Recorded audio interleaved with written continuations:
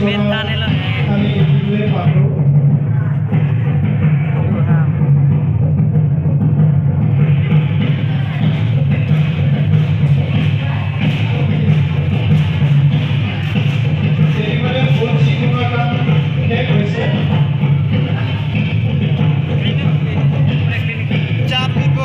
এতিয়ালৈকে ধান ওখ হৈ গৈছে, গজি দিছে।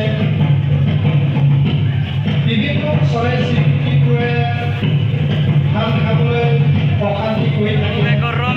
খেতিয়কসকলৰ আশা নিৰাশা কৰিব বিচাৰি থাকে। এতিয়া বনৰীয়া শাক চব্জি বিচাৰি গৈছে। খেতিয়কসকলে দুপৰীয়া আহাৰ খাবৰ কাৰণে বনৰীয়া শাক চব্জি ঢেকীয়া কচুকে আদি কৰি বিচাৰি ফুৰিছে। ঢেকীয়া কচুৰে এসাঁজ ভালদৰে খোৱাৰ মানুহখিনি তেওঁলোকে জংঘলত কচু ঢেকীয়া ইত্যাদি তেওঁলোকে ৰঙালাও আগ ইত্যাদি তেওঁলোকে বিচাৰি ফুৰিছে।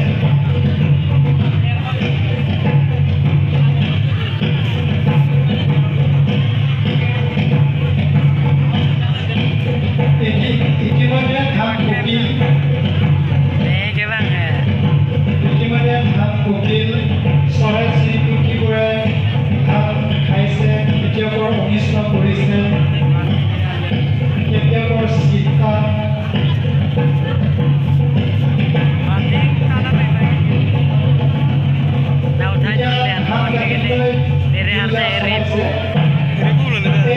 ধান কাটিছে, ধান কাটি আছে, লাচি বান্ধিছে। ধানো কাটি আছে, লাচিও বান্ধি আছে।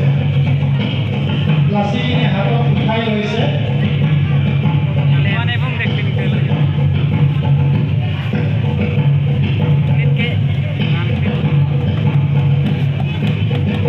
এঠাইত জমা কৰিব। ইতিমধ্যে ধান কাটিছেও হাতত জমা কৰিছে। তাৰপিছত ধানবোৰ এঠাইত জমা কৰিব।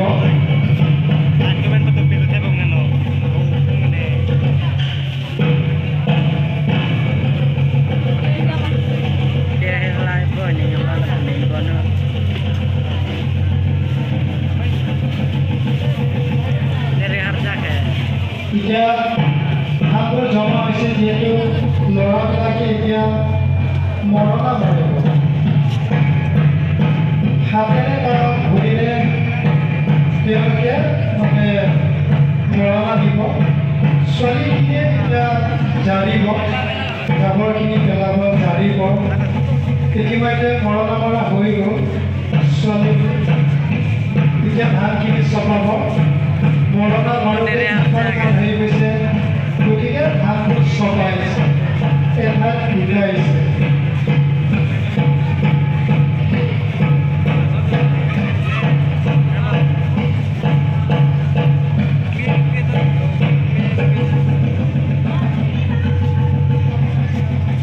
এতিয়া ধানখিনি যিহেতু গোটোৱা হৈ গ'ল, এঠাইত গোট খোৱা হৈ গ'ল, এতিয়া ধানখিনি বস্তাত ভৰাব।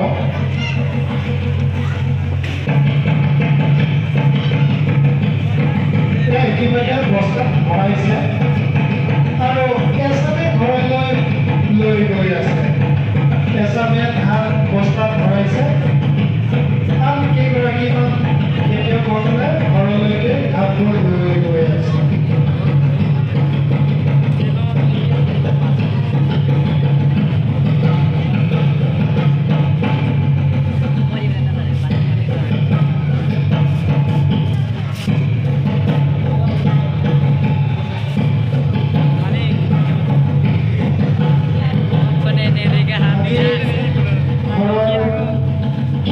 দুইগৰাকী মুখিয়ালে আজি অতি গাভৰুসকলে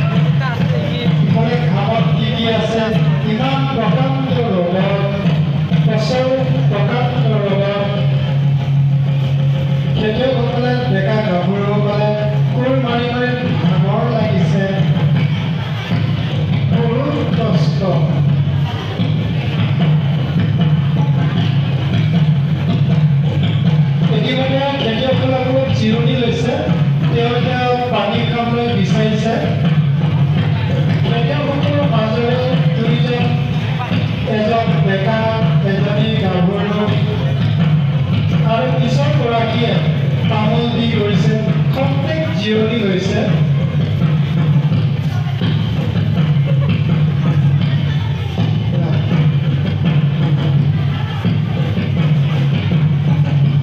পিছৰগৰাকীয়ে পিছৰ খেতিয়কজনে মানুহ কিমান আছে হিচাপ কৰি থকা আমি দেখিবলৈ পাইছোঁ বহুত গৰম বহুত পানী দিয়া লাগিছে ইতিমধ্যে খেতিয়কসকলে পানী খাইছে তামোল খাইছে একেলগে হিচাপ কৰি আছে ইয়াত আহি পেলাই ইয়াত দেখুৱাব যে কিমান মানুহ আছে 22জন মানুহ আছে ডেকা গাভৰুখিনি